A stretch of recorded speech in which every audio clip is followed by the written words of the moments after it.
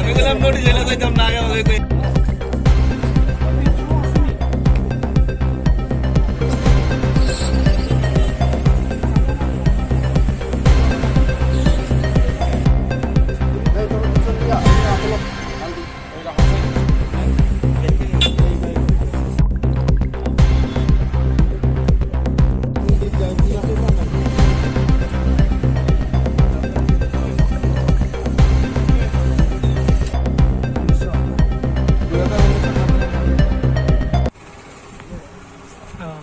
আজকে আমরা খোয়াই থানার পক্ষ থেকে নেশা বিরোধী অভিযানের অন্তর্গত এলাকাবাসীর সহযোগিতায় আমরা আজকে এখানে খোয়াইয়ের কাঠচুমনি এলাকায় নিবাস রায় এবং কানুনাথ শর্মা নামে দুজন মিডল এজ পার্সনকে কিছু হিরোইন সহ আমরা এখানে ডিটেন করেছি এবং তাদের কাছ থেকে কিছু নগদ টাকা পয়সাও পাওয়া গেছে।